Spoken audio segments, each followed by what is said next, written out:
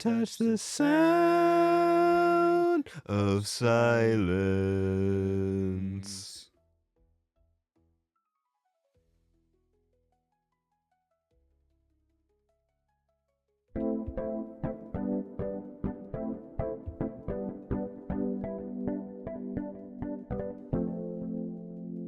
Welcome, ladies and gentlemen, to another amazing episode of The Basement. where we like to talk about things theologically, practically, and hilariously. I am Tristen, And I am Ezra.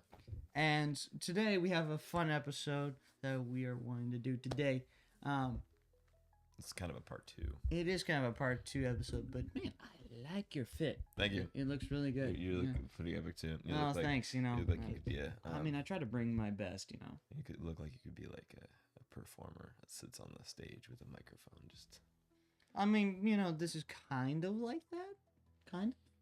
We're just not holding our mics. You're right. We're just not holding them, basically. But you know, we dressed up nice for this, and I like it. You win some, you lose some. I don't know what we're losing here. I don't know. I was just making words. Okay, well, that's fair. Word salad. That's how it goes. All right. Well, to this episode, Ezra, you told me you had a thought. I did indeed. Oh, really? Oh, really? We invented money to trade for things, but now we trade our time for money to buy things we don't need.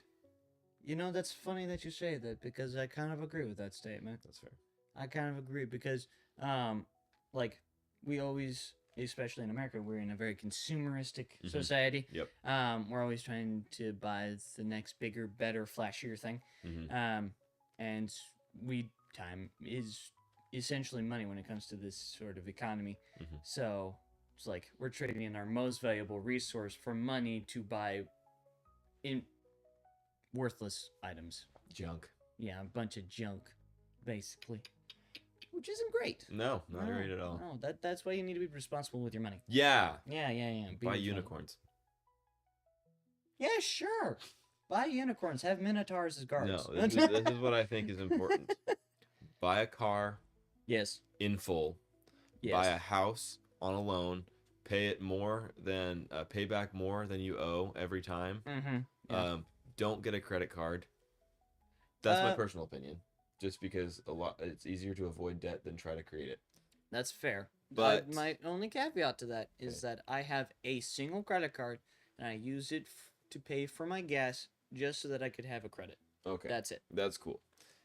If you're like me and you suck at saving or at managing money in general, don't get a credit card. Just get really good at saving and creating savings accounts. Like create a saving account and put money into it every month so that you have a slow buildup. And there's other ways to gain credit than just having a credit card. And also there's 2 different savings accounts I found out. So there's a regular savings account and then there's a money market account. And the money market is supposed to give you more money in interest. Yeah. So you want to keep your money in that one. Yeah, and there's also like other ones where you like lock down your you like put a certain amount of, you just keep adding in, but it's locked down so you can't take it out once you put it in there. Fair enough. It's like locked down for a certain amount of years and it's got compound interest. Yeah. That's pretty handy. Yeah. Huh. All right. Since you had a thought, I decided I might as well have a few. You might as well have a thought. Definitely not reading off a slideshow. Man, we're really getting exposed. Let's not act like we're not trying to intentionally expose it. It's literally shower thoughts that we wrote down. Yeah, okay. It is true. We did write these shower thoughts down. We thought, you know what? Why not ask these questions? Because, you know, it's fun to think about them. Yeah. And it's great conversations, we found out. Yep. So here's one of mine. Why do we chase success when contentment might be simpler? Can you define contentment? That is actually a great question because some people may think of contentment as just being happy, or contentment can be viewed as satisfaction with the things that you currently have. So feeling satisfied can relieve some stress because you're not trying to always go after the next thing. Yeah. Like you use what you got, and then you can also use what you have to its fullest. Yeah. So then you're not trying to acquire all these things and then only using them like minimally. I know for Like, there's certain stories in history where people have gone from the slums and whatever and have used all their skills to their greatest potential to become, like, great inventors, great politicians, great leaders. And they had basically nothing, but they used everything that they had to the utmost extent. Because, like, they learned that they didn't need to grab a whole bunch of other things in order to make sure that they were successful. So they just focused on the success. Wait, what? I'm confused. Are we talking about chasing success or just trying to be content?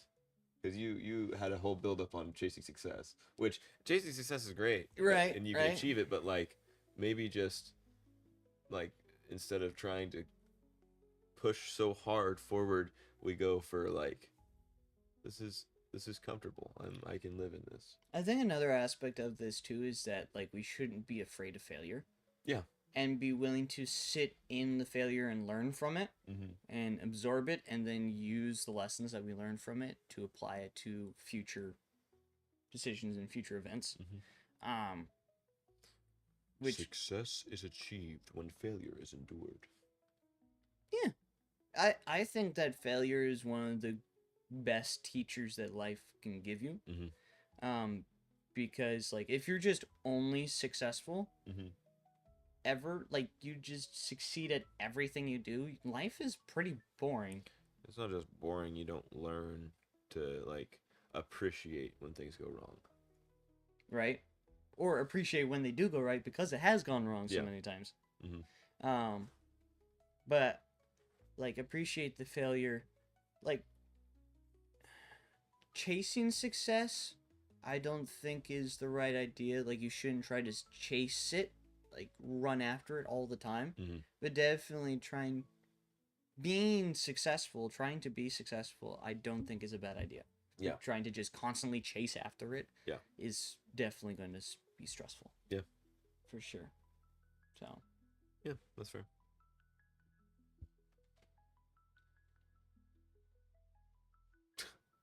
Blinking is like mini naps for your eyes. But if you do it too much, people think you're flirting. Yay, the social cues. Or they're trying to hint at something that they put in their eyeballs. Right? Like his. You might notice that his is a slight tinge of purple instead of what they normally are, which is brown, right? They're like a... My license says I has eyes, so... I has eyes? Mm-hmm. Oh, okay. Hazel. Gotcha. They're like... It kind of changes on what I'm wearing. So. Oh, interesting. Yeah. I'm unique like that. It's like a... I would say the best way to describe my eyes are like a fire, like a brown with a little bit of red, fire-ish green colors in there that changes when I wear a different color. It like has different little things to it. So like your eyes are like a hazel? Yeah. Okay. So your eyes are hazel. Gotcha. Yeah, mine are like a gray blue. Sick. Yeah. Mine are purple now. Yes, they are. Very purple. It matches your shirt. That was the point. Yeah, exactly. That's what I thought. I was gonna wear my purple tie, but like black just seemed like it fit the vibe that I was going with. Right. Split up the colors. There you go. But yeah, I think the blinking when you're flirting usually applies to girls more than guys, right? Like guys. Yeah. Guys don't usually blink. Guys don't go like this. Yeah. Guys don't really blink a whole lot to flirt, as far as I'm aware. Last time I checked, I never got a girl by going like this. I only ever saw that in movies, and it was mostly women who were doing it to men. So right. So yes, but it definitely do blink normally. We don't want you to have dry eyes. That's just a terrible idea. Or just put something in it and make it so your eyes are eternally dry. Why? Oh. Is that what you... Oh. Oh, that... You poor man. Yeah, my eyes are dry. But it's fine. I feel bad for anybody who wears contacts on the daily. Like, you must feel amazing after you... Gary, I'm busy right now. Sorry. Sorry, Gary. Bye. We're a little busy. Yeah. Sorry, Gary. If you see this, don't get mad at me. Yeah. Okay. Yeah. So here's a crazy one. What if Okay. aliens are watching us but find us too boring to contact? What if? Yeah. I don't know. Yeah, we can theorize about aliens. Like, do you think biblically aliens exist? No. Okay. You want to explain that? I don't know. I just I believe there's angels Mm-hmm. and there's the whole Nephilim thing Mm-hmm. and there were dinosaurs, Right. but I really don't think I don't think there's aliens. Interesting. Like whenever I think of aliens, I immediately think that they have some sort of super advanced technological advancement and they're gonna come and abduct us. That's the immediately assumption. So I don't think that kind of alien existed. But No. maybe possibly there could have been some sort of something. I don't know. I don't know. Right. My brain doesn't want to wrap around that. What's really interesting is that we have created this concept of aliens, and we have created them to be smarter than us. Yeah. When we don't even know if God created them. What if? Well, now let's see. If we get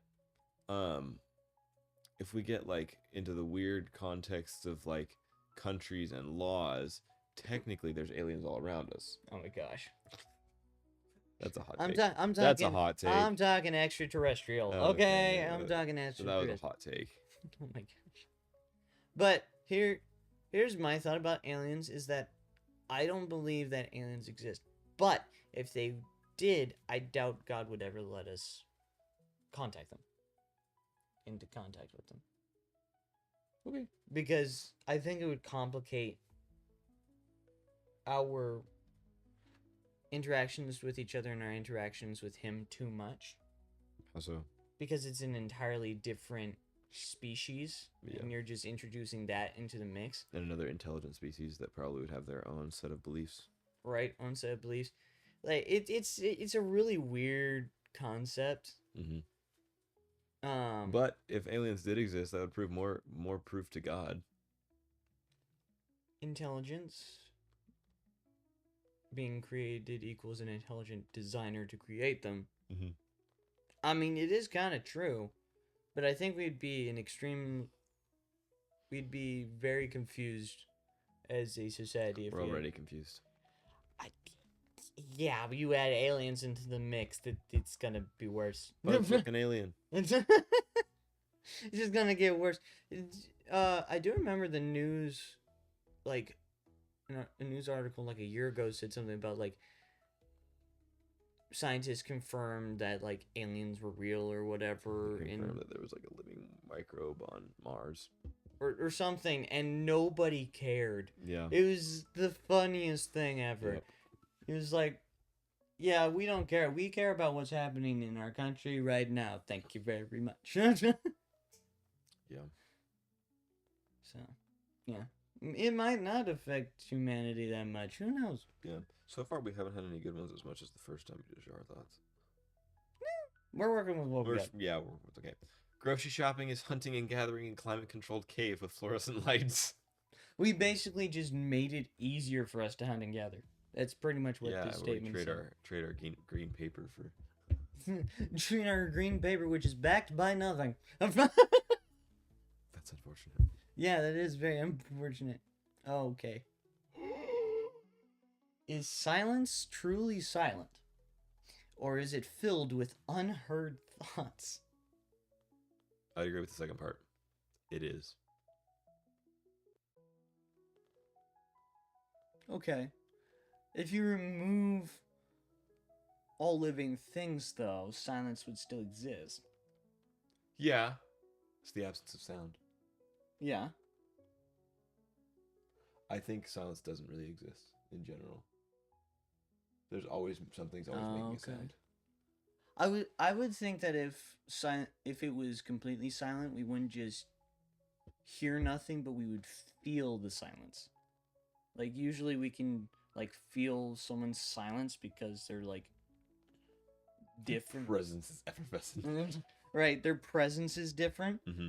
But if you just like you can feel silence. There's a certain room that scientists have created. That removes all of the sound because of all Right, the sound and- deadening. You can't even be there for like more than a minute because you immediately start hearing your own heartbeat. You can feel the blood moving in your body. Like it would creep you out, Mm-hmm. and People go psychotic after like 30 minutes. yeah, which means like we're meant to hear sound and not just hear sound but feel sound, Mm-hmm. and like sound is an entire experience, Mm-hmm. which is a really interesting concept. Mm-hmm. I can taste color. Which I can feel sound. we can go into like music and how music truly affects us, because music isn't just our ears listening to something that makes our ears feel good. It affects our mood. Yeah. It can also There's a thing that I saw that Charlie Puth did. He was talking about how the fact that when you're born, your heartbeat is this tempo, and the reason that upbeat music is at that specific tempo is because that's the tempo that you were born at. It's excited, you're growing, you're changing, interesting. and then like when you're sleeping, the tempo is a lot slower, and that's why calm, soft music is a slower tempo. Nice. Yeah. Okay. Well, that's kind of cool. Yeah. It's like. Dun, dun, dun, dun, dun, dun, dun, dun, dun, you're excited, you're moving, you're excited, or it's like there's like I don't know, some slow song you playing. Can we just talk? Can we just talk about going nowhere? Like it's like slower and it's like and just like soothing. We did talk about in our previous episode in First Samuel where David played the lyre. Yeah. To calm down Saul. Yeah. So the entire idea of like music changing someone's mood is scriptural. Yeah. That's true. On top of being scientifically medical. Yes. And it's like music and sound in general is just a really cool thing to think about and learn about because it affects us probably more than we think it does. If you have too much noise, it can affect your brain activity. And it's like you're telling me that like sound affects your sleeping. So it's like sound affects us in more ways than we give it credit for, and I think it's another cool design thing. Yeah. Here's a random thought. Do you think if scientists mastered the ability to like use sound to control people that they would use it to control people? Oh, probably. If they, Just to see that if they could do it. yeah, like sound manipulation. Like if you could manipulate enough sounds to make it so that people were more apt to listen to your control or like be more suggestive, do you think they'd do that? Probably. I mean, I'm pretty sure they've used hypnotism on subjects before to see the extents of hypnotism. Like, I wouldn't be surprised. I've always tried to see, like, not always, but I've done it a lot where I've gone to YouTube and be like, hypnotize me, like, kind of videos. And, like, they do the spirally thing. Like, it doesn't work. All you do is you look out and the world's going like this. It's not like, it's just tripping your eyes out because you're focusing on something. So, it's just like, I don't know. It's a combination of things. Like, if you actually go to a hypnotist show, they tell your body, it's basically a relaxation meditation thing that they lead you through in order for you to relax your body, and then they can hypnotize you. That's basically what hypnotism Does it actually work though? for some people. I feel like those ones where they have someone on the stage, I feel like it's pre-planned so that just in case it doesn't go right, they still follow along. I do know there are a couple of people that are not able to get hypnotized, mostly because I think it's how they allow their brain to be affected by those sorts of things. Like they have that set up. It like, okay, we're gonna go fictional here, but you know the character Batman, right? Yeah. He is constantly like restructuring his brain to fight against all things psychic. Like he is really good about fighting against all things psychic because he has set up mental barriers within his brain in order to be able to combat those. In a much less way in like just normal people. I think that does happen. Like people put up mental blocks to being mentally manipulated. That's fair. So some of them, yeah, it just doesn't work. Other people, I think they're into it and they kind of want to do it, and so they allow themselves to be hypnotized. They allow the filters and the barriers to be taken down. Yeah, taken down for that. I feel like that's a chance that could open you up to a lot of bad spiritual stuff too. Yeah, that's kind of my opinion too, because you are too relaxed and also you are listening to another, like your subconscious is listening to a voice and you're doing stuff only your subconscious is aware of, but your conscious is not. And you're not allowing your body, you're letting yourself lose control of your body. Which I think, in a sense, that's kind of what like possession is like. Yeah. Because you don't know you're doing something until after it has happened. Yeah. So it might be really bad. Yeah. It could be really bad. So yeah. I've never been hypnotized and I don't want to be. So just saying. Yeah. But yeah. Yeah.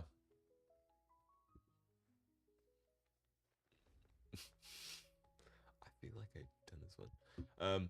We apologize when we bump into inanimate objects, like the table has feelings or that we're hurting.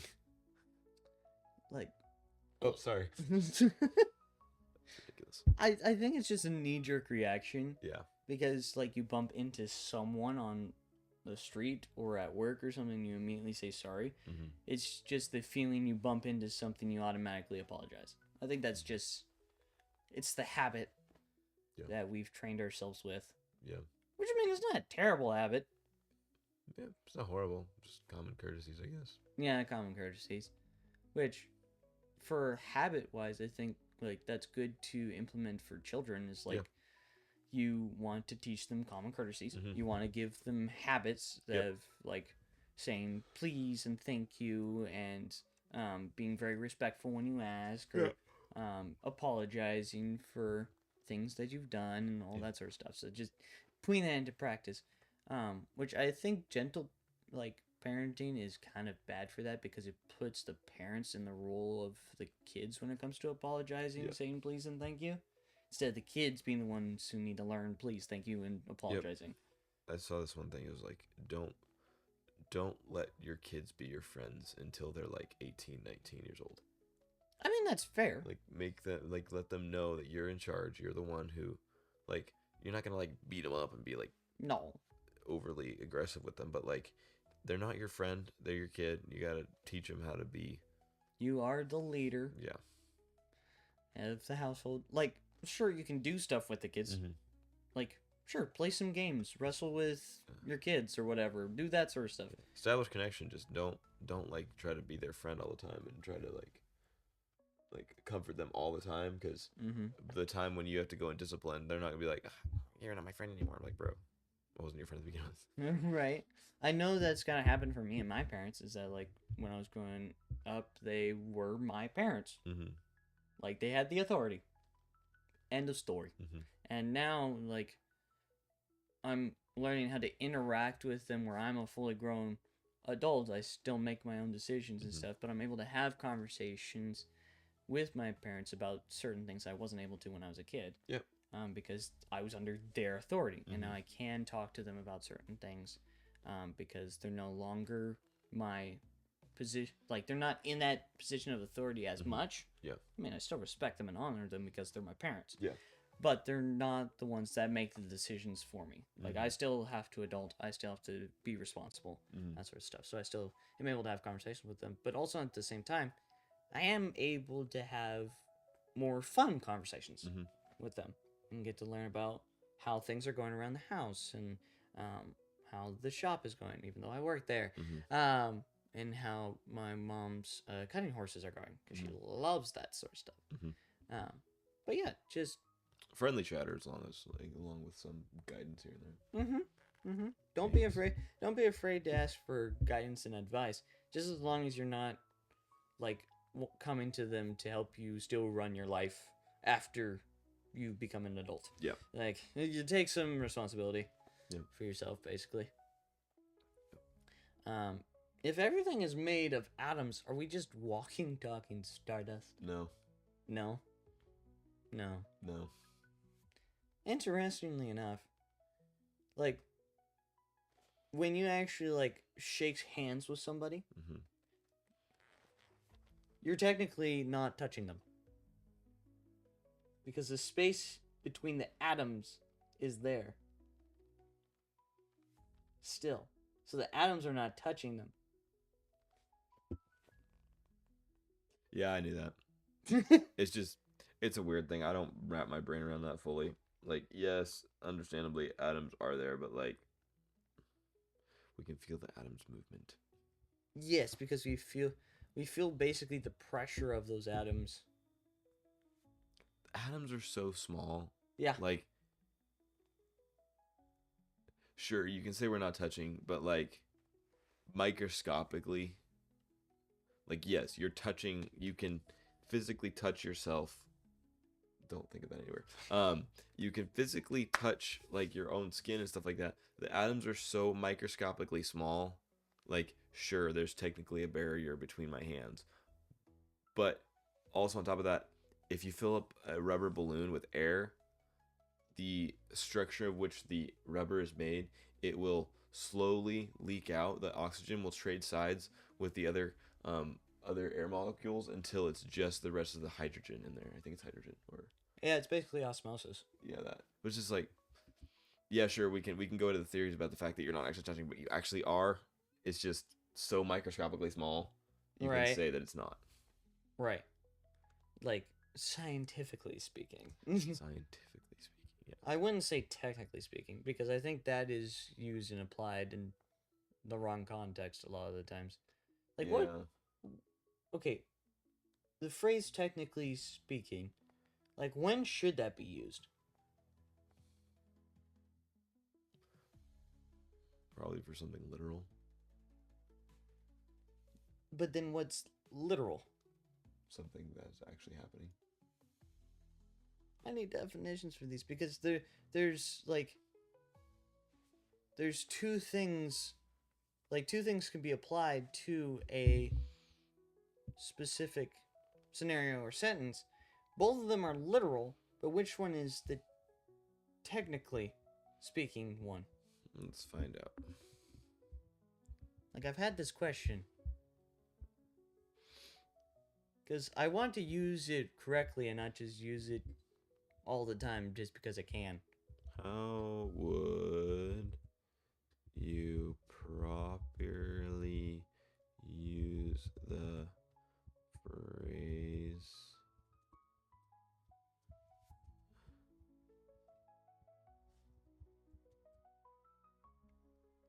how do you spell technically? Technically.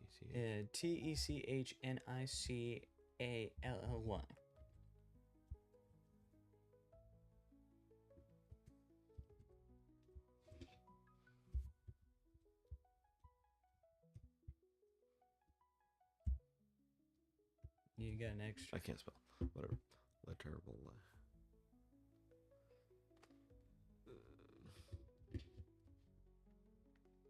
Let's use B. Okay. I can't really read because these things are blocking my view. So. Okay, so it says the phrases technically speaking and literally are commonly used in English, though each has a precise meaning that sometimes applies loosely in casual speech. Technically speaking is according to a strict, precise, or formal interpretation of the rules, facts, definitions, or technical details, often highlighting the distinction between literal accuracy and practical reality.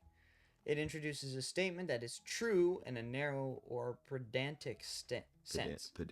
Pedantic sense, even if it contrasts with common understanding, everyday experience, or broader context. Uses to clarify precision, correct or minor inaccuracy, or note a technicality without dismissing the overall situation.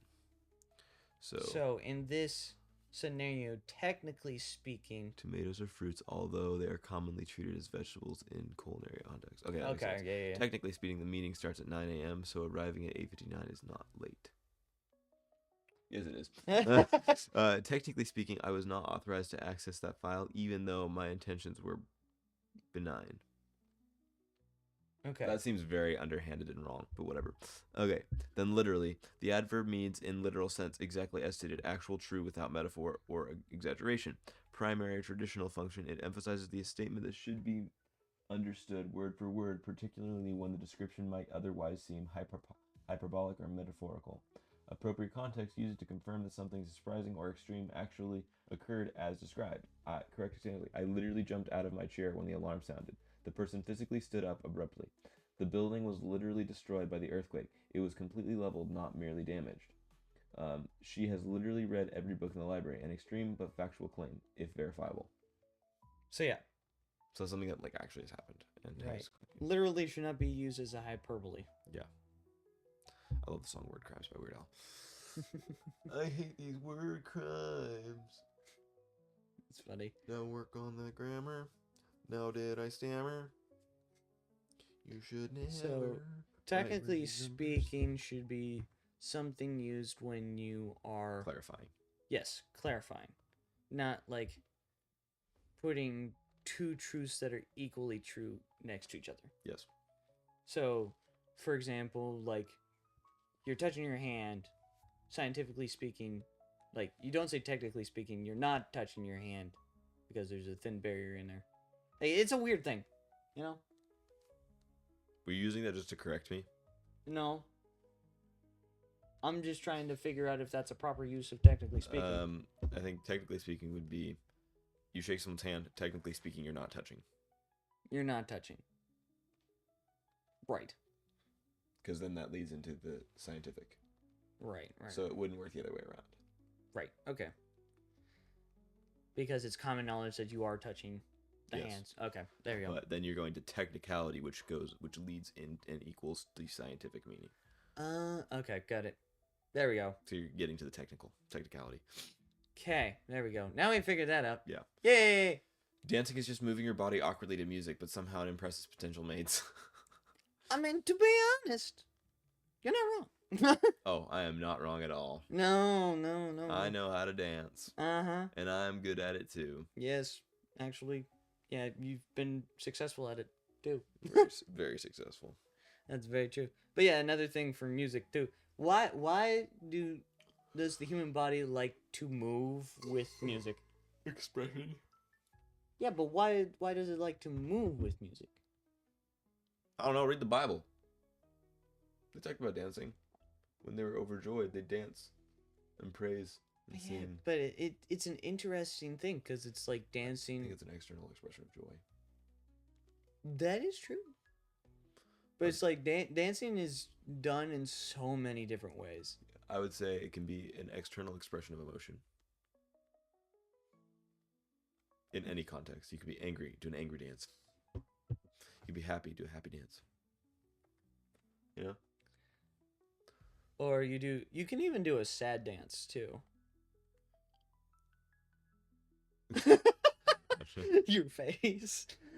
But yeah, it's interesting how you can dancing is applied to music. It isn't associated with anything else. Yeah. Well, dancing is applied to victory. A victory dance. Oh, yeah. Yeah. So but it's rhythmic too. Yeah, well, not always. Oh. Well, okay. Music is in everything. Okay. So you can add rhythm to things, or you can apply that there's a rhythm. Because you can listen to a washer and dryer, you wouldn't say that's musical, but then when you hear the yeah, see, it's everything has some sort of rhythm to it, right? And that's just the sound of the clothes flipping over the wash, right? Mm-hmm. Or water, or waves in an ocean.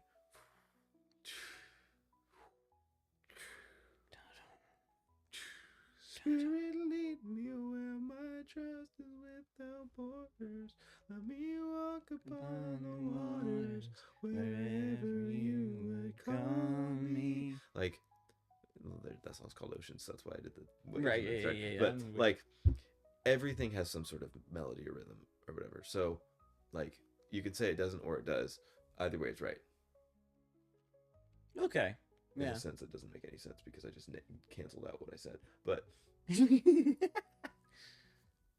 like Charlie Puth again is a great example of a great musician who literally makes music out of anything. Mm-hmm. He literally took the sound of a light switch. He made a song. You turn me on like a light switch when you're moving your body around and around. And then he took the sound of a door, like the squeak of a door, and then he pitched it up and down to make a whole keyboard sound. Oh, crazy. Okay, so you literally can make music out of anything. So music is everywhere. Okay. And he also has perfect pitch, so he can like, that's an A minor. Like I don't even know. Oh, that guy's kind of insane. Yeah. So. Well, music is. Music makes you lose control. Okay.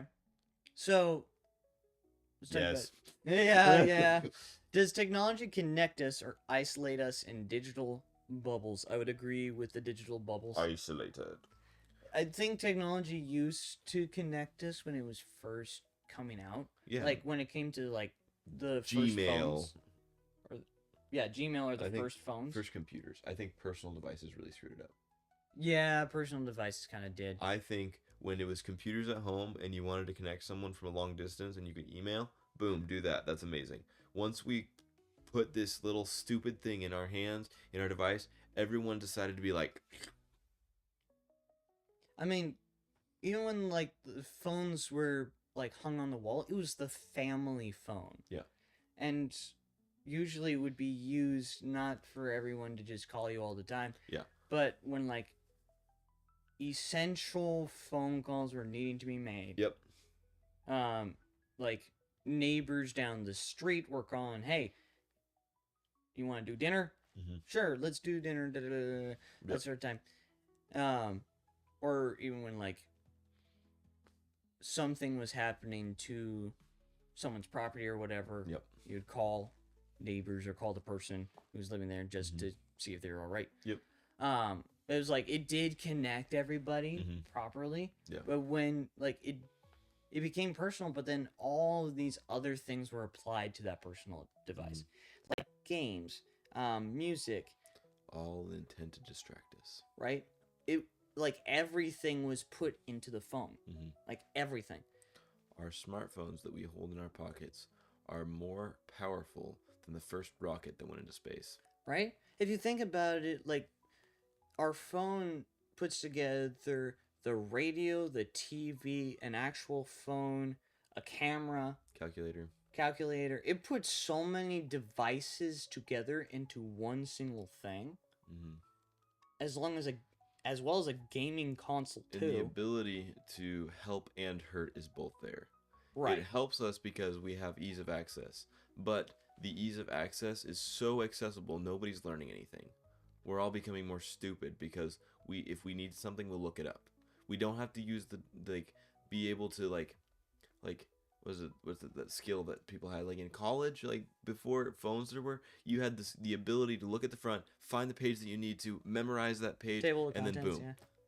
Yeah. Like now we can't do that. Now we're just like, oh, what's the question? Let me ask AI. Like, right? We have become dumber.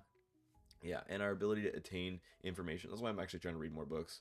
I'm actually trying to read Crime and Punishment by Fyodor Dostoevsky. Okay. Yeah. I think that's kind of why we've lost interest in books. One, because of like TV shows and movies and stuff. Lighting. What? Lighting. Lighting? LEDs, light emitting diodes. It's a flicker. So you have a constant flicker of light all the time. It's training your brain to get stimulation. Oh, okay. So you read a book, there's no stimulation in that thing. That is a page. That thing is not moving. Okay, that makes sense. You have to track, you have to follow, you have to really stay focused on that thing. When you're watching TV, you're watching your phone, you have to scroll. You have the instant adrenaline, instant dopamine. And the thing is always like in your face. You sit down, you do something that's like calm. Man, my eyes are bothering me now. You sit down and do something calm. You like have to focus.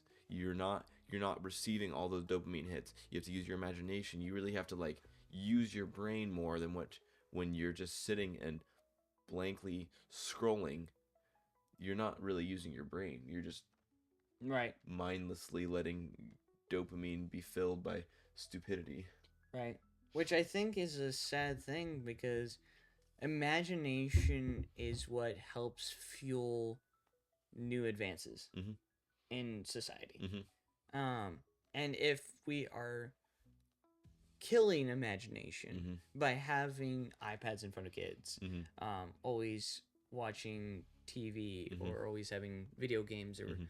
whatever, we're killing the imagination in kids Mhm. because like they're constantly wanting dopamine all the time Mhm. and their imagination will not supply them that Mhm. dopamine at such a high level Yeah. in that intensity Yeah. all the time. Another thing my mom has mentioned recently is like boredom is a good thing. Yeah. It was a weird thing when she said it. She was like, boredom is a good thing. We're so used to trying to fill in every single crack when we're not doing something with scrolling on a phone. Let your mind be bored. Let yourself sit down, not think about anything, not do anything. Let your mind wander a little bit. Like that does allow for creativity. Yeah.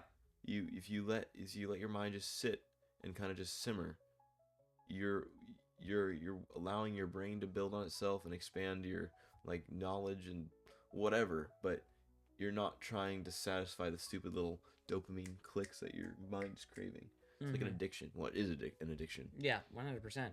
For sure. I'm also pretty confident that with how social media and phones and all that has affected our generation so much, it makes it difficult for conversation.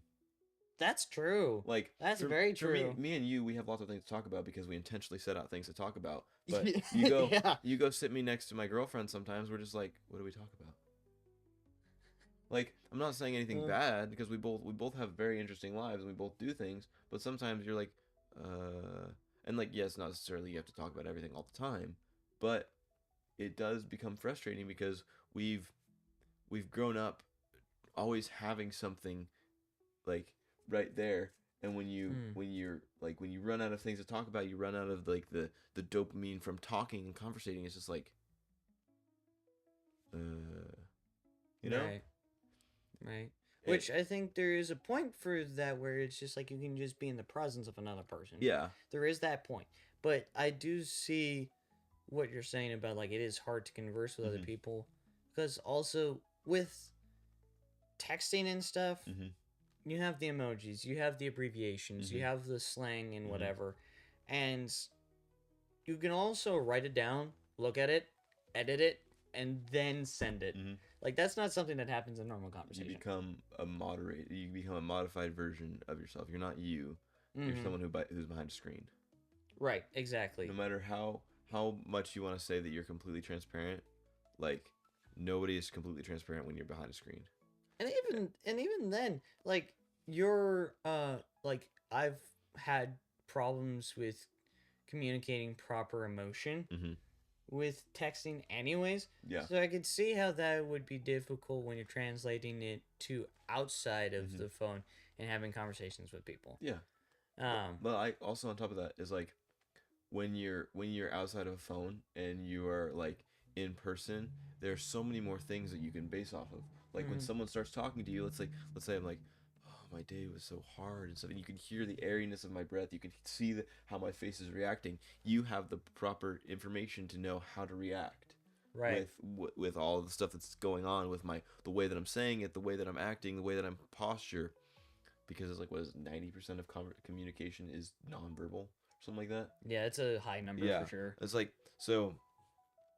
Like you're over a phone, you're just reading words, right? And reading words is up to the reader's interpretation. So it could be like you could tell someone "Have a great day" with an exclamation point. They could take it "Have a great day" as you're being sarcastic and rude. They could take it as "Have a great day" because they're having a good day and they want you to have a good day. They could say "Have a great day" and they're just putting an exclamation point because they're actually really depressed. They were just trying to tell someone else that they're feeling right. good. Yeah. Like you have no context of what emotion they have. Yeah, I like speaking really fast. It's true. It's another way we're dumbing ourselves down because we are having emojis and these acronyms Mm. be in place of common speech, Mm-hmm. common language, Yeah. which is probably why this what we're doing is really great for ourselves. Yeah. Because we're going back and forth. We're knowing Mhm. how to let each other take a turn Mhm. and knowing how to continue points with Mhm. our own viewpoints. Yeah, and having like conversational abilities, just slowly building on like each other's like foundational like statement or whatever. Yeah. You know, that's a good idea. We should challenge the people who are watching Mm-hmm. to, instead of sending an emoji today, like texting someone, instead of sending the emoji, I want you to describe the feeling that emoji gives you and send that instead of an emoji.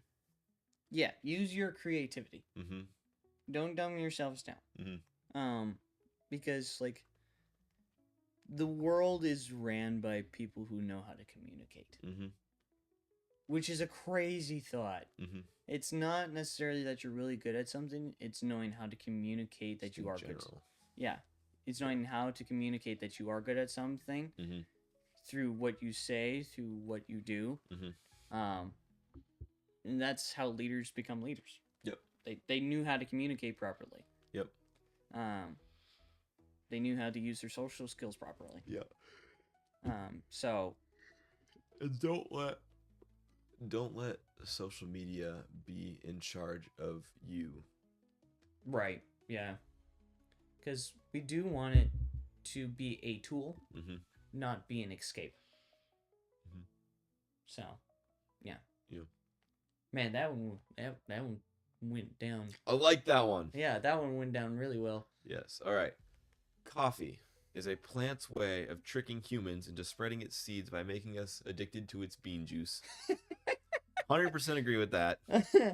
I'm not addicted to coffee, so I'm not part of this. Okay, I guess I'm not like addicted because I can not drink coffee on days, but like I love coffee, so. Okay, But well, fair enough. I love coffee. There's completely different from someone who loves floofy juice. Huh?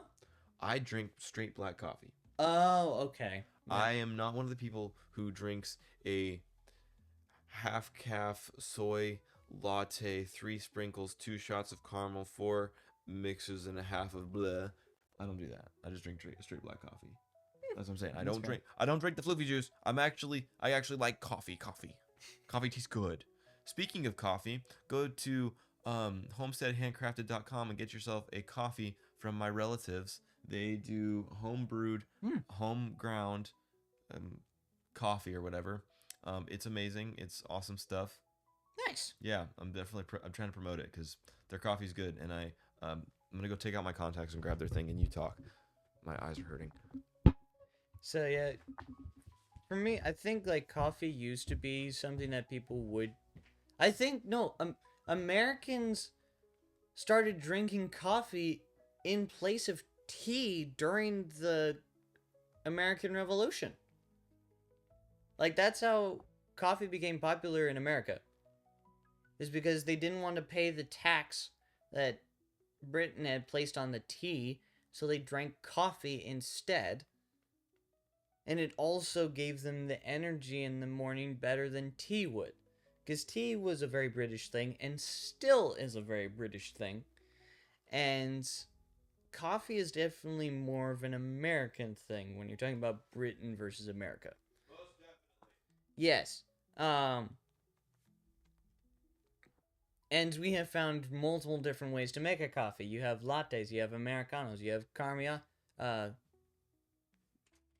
macchiatos, there we go. Frappes. You have so many different ways. Oh. This is the Homestead handcrafted coffee. That I feel so much better now. well, that's good. So my aunt and uncle, they do this. This is an amazing coffee brand. You go to homesteadhandcrafted.com and you can get yourself some of this coffee. It's amazing. I think this was like a $30. Okay, that's not bad. It's not expensive. It's amazing. Homesteadhandcrafted.com. Not a sponsor, but totally would want them to be. Oh, amazing. Yes. Yeah. The smell of coffee is really good, I will have to say. Roosters crow. I'm not really much for the taste of coffee, especially black coffee. But you take the smell any day. But I'll take the smell. The smell's actually really good. I drink tea and I really like chai. Chai is really good. I go to Human Bean and I get myself a pumpkin chai. But I go to patisserie, and That's not expensive though. It does sound expensive. No, it is expensive. It is kind of expensive, but it's also a home brewed chai, so it's not like the kind that come the premix. Yeah, it's not the the carton stuff. So I really enjoy it because you get the spice, like the pure spice taste in it. It's so good. You get like the cinnamon, the cardamom. So good. You're supposed to say chef's kiss. Chef's kiss. No, this is the chef's kiss. Chef's kiss. Okay, whatever. But yeah, I really like their chai. Okay. Bro. What if your life is someone else's dream and they're about to wake up? When we go to sleep. I don't know. It's such an oddball question. What if your life is someone else's dream and they're about to wake? This is another if we're in a simulation kind of question. I'm not in a simulation. No. I'm not passing that one. No, we're not in a simulation. Why would we? Oh, yep. That's exactly right. Yep. Okay, we can skip past that other one. The dream one. Well, I mean, it's such a weird concept to think that we are living, like, our lives are not actually our lives, but in fact a dream of someone else's. Like, that means our entire existence is pointless. Yep, moving on.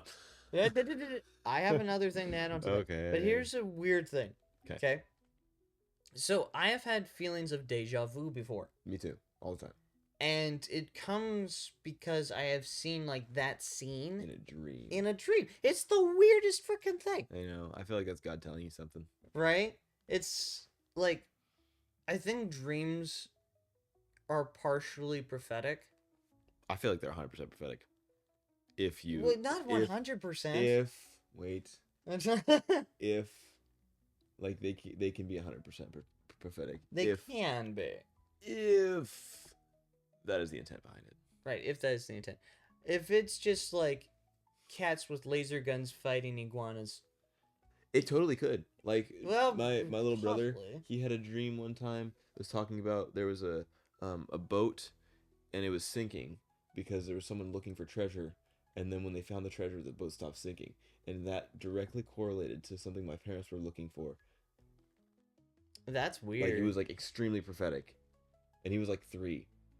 Huh. That's actually kind of cool. Yeah, and then we went on a mission trip, and then, like, a bunch of things, like, went really well or whatever. It was like a prophetic dream that made no sense at all to, like, everyone else. But to my parents, it made 100% sense. Right. Which I think that if you remember your dream, it's actually a really good thing. Yeah, except for my dreams were just weird. The one you told me this morning wasn't too bad, to be honest.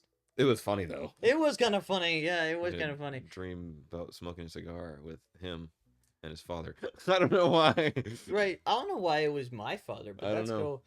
That's actually cool in my mind. But it's kind of funny because I've never really, like, hung out with you and your father. At all. Right. It's true. But I think maybe it was slightly prophetic. But it's kind of like me and my dad never were really that close when I was growing up. Like, it was like all of us kids were his kids when we were growing up. Like, we were all kind of grouped together. Yeah, so that's kind of how it is, though, because they're trying to, like, equally treat you. That's how and then eventually, as you got a little bit older, as we all got a little bit older, I know that I gravitated towards, like, understanding my mom and hanging out with my mom more than I did my dad. And my brother, my younger brother, tended to hang out with my dad more. And he was a lot more like my dad, like mechanically minded, thought a lot alike him and stuff. And so he got to get along. And now that I'm working for my dad, no, I get to have that opportunity Mm-hmm. to kind of understand him, get to know him, Mm-hmm. that sort of thing, which is really stinking cool, to be honest. I love it. Because like I do want to get to know my dad. Like he's really cool. Yeah. It's just that it's been kind of hidden from me for a little bit. Now I get to kind of discover it. That's cool. Yeah. Me and my dad have a great relationship. I love hanging out with my dad. Me and him, we go and we have like read a book and drink a coffee every Wednesday morning, which is pretty awesome. And I think my mind's pretty much like my dad's, like really close to it. I like to think through things pretty logically. I could see that. Yeah. And I like to seclude myself from people. Yeah.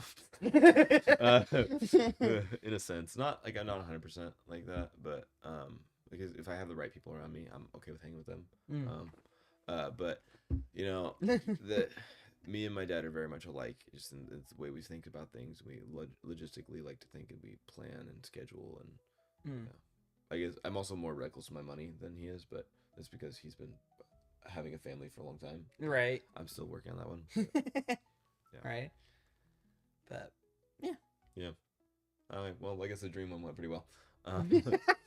Okay, we stare at glowing screen all day and then wonder why our eyes hurt and we can't sleep. let's jump back into Right- this right topic. back into technology sucks. Right. Technology really does suck, and in this way, like, we're not gonna talk necessarily about like the dumbing us down aspects, but also like just the medical aspects. Yeah. Of, like, yeah, it does make it difficult for us to sleep because of, like, we found out like blue light affects our. Not actually as much as you think. Oh, not actually. Yeah, but it does affect you, but like also they count with the blue light glasses just for a marketing ploy, I think. Gotcha. Yes, blue light does have effect in a sense, but it's not as bad as they really say it is. I do think there is something bad about like having a bright light right in front of you and then you turn it off and it's just darkness and then you have to go to sleep. Yeah. Like, it isn't helpful. You do need a cool down kind of period. That's what most people recommend, is like you have like there's like a time set. It's like 30 minutes, like what is like an hour, 30 minutes, 15 and 10. There's like an hour from when you eat, 30 minutes from when you watch TV, 15 minutes from something, and then 10 minutes from something, and then sleeping. There's like a whole thing I saw. I don't remember exactly what it is, but yeah. Just in general, you don't want to just like. I'm really bad when it comes to this. I literally watch movies to go to bed, but frick. You don't want to like have your mind super active and then immediately like, oh well, no more activity. Like, what in the world? Now your brain's gonna start thinking. That's like I'm the most creative at night. Right. Sometimes I'll be up until like 2 a.m. thinking of the most stupidest things. If we had like wood and nails and like extra wires, If we had the materials. if I had all the materials, like if I had my electronics bin here, I don't have it here because I disassembled it, but if I had my electronics bin here, I'd probably be up at 3 a.m. making things all the time. Not even joking. Oh my gosh. I would just be sleeping in bed. I would just be like, You'd hear a hammer hitting something, or you'd hear like you'd start smelling smoke, and the smoke alarm goes off because I was using a soldering iron. Like, I mean, I would be out. no, that thing is loud. I mean, that is true. That is loud, but I would be Have you out heard it? until that. Yeah, I heard it. We had people over, and that thing was going off. Oh, when? We were making popcorn in the kitchen, and the popcorn started burning. I was making bacon, and I forgot to open the window, and it just went off. I was like, oh my gosh, that's freaking loud. Well, I mean, it's doing its job, so That is, yeah. I'm not complaining about Even that with the part. battery out. Yeah, we did check that. I pulled the battery out of it and it was still going. I'm like, what the heck? It's connected to the house somehow. Right, all of them together. Yeah, wired in the wiring. But Did we actually get a new set? we only got one new one, and that one was from the fire department. Yeah, no. Wow, that was... Smart thinking. Yeah. All right. Ooh. Did we only have 1 minute? No, we have a little bit longer. I want to go. You want to delve into this one? Yeah, I want to This is probably going to delve into like a half an hour or 2 Oh, hours. I like this one a lot. Oh, okay. Is morality universal, or does it change with culture and time? This is universal. When it comes to, like, because we are Christians and what we believe, it is a universal morality. I'm gonna pause you there. Okay. Is morality itself or the concept of morality? Okay. So the concept of morality is universal. Like, everyone has morality, what they think is good and evil. Mm-hmm. And then you have to go into like what defines it. Right. And for people, what they would say is they would change the defining feature of morality changes with culture and time, is what most people would say. What most people would say, but what do we say? We say it's defined by God because God Right. is the good. Right, it's true. And I could see, like, there are parts of the Bible where the morality changes with time. Where, like, Jesus died on the cross, and therefore the morality of the law did not apply in the same way as it did back then. Yeah. The consequences were not the same, I should say. Mm-hmm. Because, like, if you broke certain laws, you would be stoned by all the community. Mm-hmm. Versus, like, when Jesus died on the cross, you were given a way of forgiveness for those sins without having to take on those extreme consequences. Yeah. So, I mean, did the morality change? Kind of. I mean, the same things were right and wrong. I don't know how to explain that. No. It didn't change. No, I guess it didn't. Because if we're saying that God defines morality, God is constant. Right. It didn't change. It doesn't change. Right. It didn't. But change. I wouldn't, because what it's saying is universal. Which I feel like universal and like the morality being universal versus being is a different word, I think. Right? Universal, when I think of universal, I think of universal as it's everywhere. Everyone knows it. Okay. Whereas morality, we think, is it's governed by a state of being, by God's being. Right. I do think because we were all created by God, there is an innate morality within each of us. Yeah. Like, there are certain things that we know are right and wrong. Yeah. And are reinforced by our parents by telling us, like, no, you can't do that. No, you can't do that. Yeah. That sort of thing. And that's why we have a certain separation between right and wrong. And there's even, like, organizations that have an honor system of, like, they do terrible things, but within their own organization, there's certain lines they don't cross. Yeah. Like, if we talk about even the mafia, for example, like, they have certain honor things within the mafia that they still have. Like, they still have a line they do not cross with each other. So, in a sense, they still have morality, just they're not that great of people, but they still have it. Yeah. It's like, it's still there. I think another question. Do you think a person's action can define that person?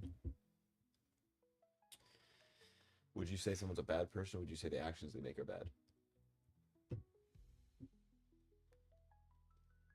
Oh, that's a tough question. Yeah, that's the point. So, I think it's their I think it depends on their reaction after they are told that it's wrong. I'm not saying if it's wrong or right. I'm just saying based on their actions. We're not going to go into the decision making after. We're talking about right then and there. This person, are you saying they're a bad person? Or are you saying that the actions they make are bad? If we're just taking a singular moment in time, they made a bad choice. Let's say they committed third-degree homicide. Okay. Are they a bad person? Or they just made a bad action.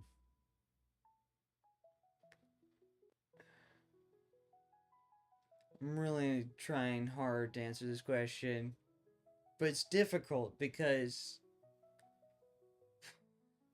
there's so many factors applied to that.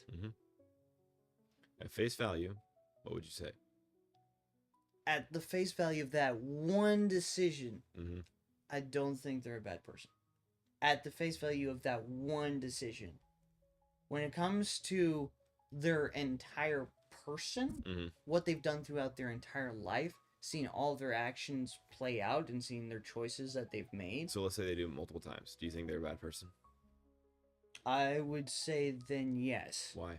Because they believe that their morality their morality tells them that it is good or okay to commit homicide.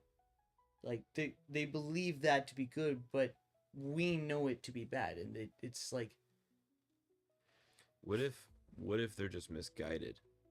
So it's not that they're a bad person. It's that their decisions are based on a misguide. and see, that's where the multiple aspects of this come into play. Yeah. Because certain people will do bad things intentionally for Mhm. intentionally bad reasons. And then there's ones who will do bad things not knowing that it was bad. Right. Which does that to make them a bad person?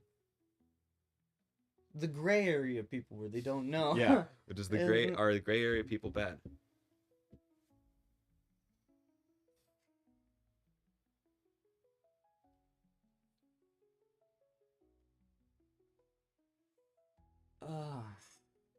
I would say no. I would say that decisions can be good and bad. People are people. Right. Emotions are flux. They're always in flux. Mm-hmm. A person's actions can change day to day. Right. I do not think that someone would be 100% bad, or I would put someone in a bad, like, make someone be a bad person. Like, I just think it's based on their decisions that the decisions can be labeled, but not the person.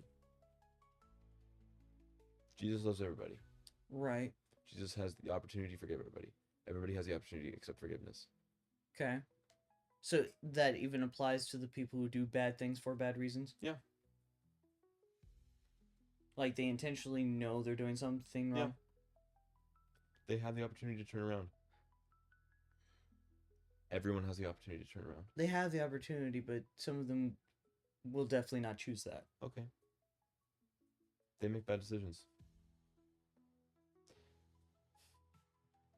Step out of your human form. Look at how God looks at everybody. Okay. God sees all sin the same. Uh-huh. Okay, yeah. Right? Mm-hmm. God says that you look at a woman lustfully. Right. You committed murder, basically. No, you committed adultery. Yeah, committed. Okay. Well, okay, no. The act of the sin is the same as murder. Because he sees all sin the same, right? Yeah. That's what I'm saying. You basically committed murder. The verse is you I know, committed I know, adultery, I know. and if you have anger towards another person, then you committed murder. I know how the verse goes, but I'm putting the ellipses, the jumps. Okay, the jumps are in there. You look at someone lustfully, you committed adultery. You have anger upon someone, you committed murder. Right? Mm-hmm. Okay. What I'm saying is that's based on the action, not the person themselves. Okay. So, if someone with malintent commits a whole bunch of murder, what if at the end of their life they turn around? Sorry, you're a bad person. You can't turn around.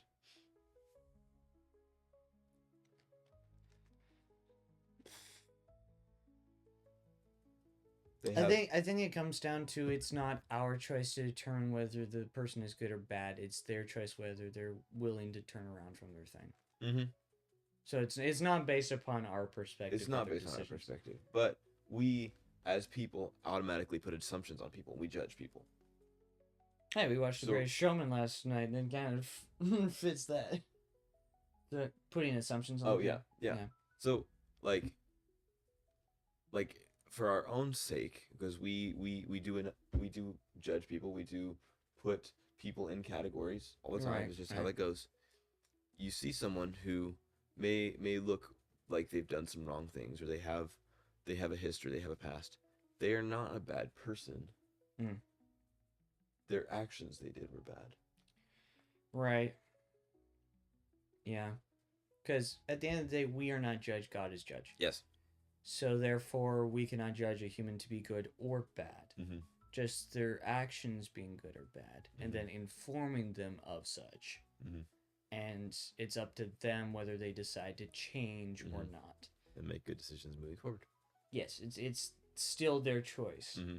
It's not our choice to place them in the category of good or bad, whether they go to hell or heaven, whatever.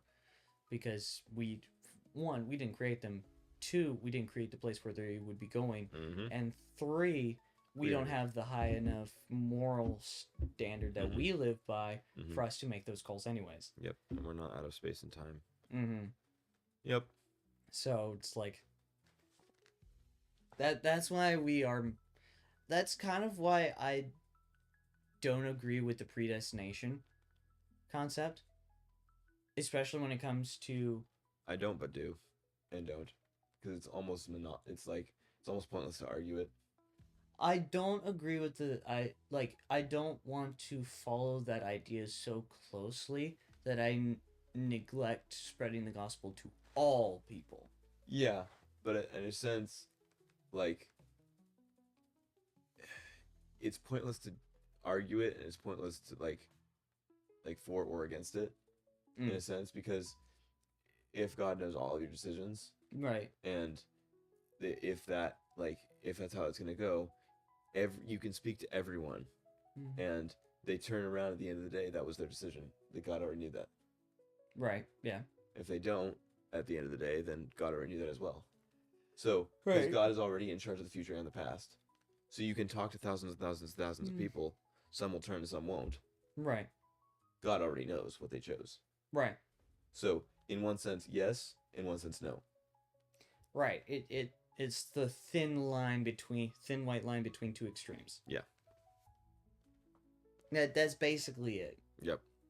So I did talk to a friend one time where he has studied in depth Calvinism and Arminianism, and he wrote a paper on both sides. And we got to talking about it, and he's like, "Yeah, you live your life as a Christian, as a Calvinist, but you spread the gospel like an Arminian. Basically, you live like you are a child of God, chosen by His grace, but you spread the gospel to everyone because you can't make the decision on who's going to heaven and who's going to hell. You spread the gospel to whoever." I spread the gospel no matter what.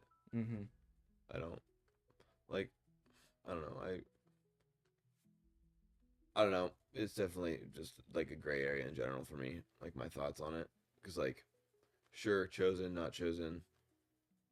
I have grace. God gives me grace, and his mercy and grace or whatever. So. Yeah. Yep. Well, we definitely hit some good topics today.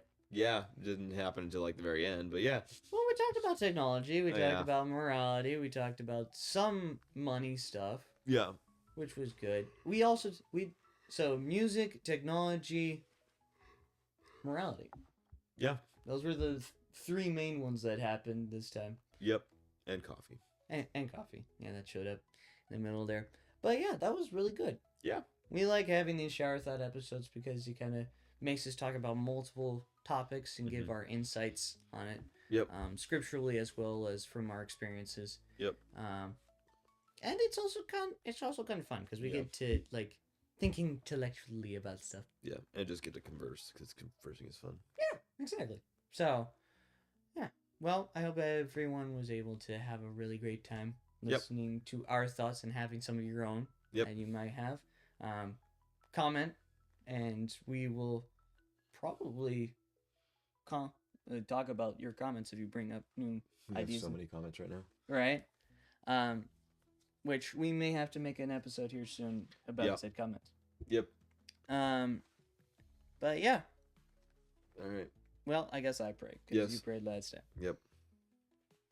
Lord God, we thank you for this time that we get to talk about all things in your creation, and the creativity that you've brought to the human mind. It's like you, and that you had creativity for us. God, I pray that our thoughts and our conversation is not just empty, but it is full of striking up conversation about the gospel, striking up conversation about you. And God, I pray that we're building ourselves to be better as people daily as we talk about things that aren't really talked about much. And we thank you for this time that we get to come together and get to include you with us. In Jesus' name we pray. Amen. Amen. All right. Well, thank you for joining us on this episode of The Basement. We will see you next week.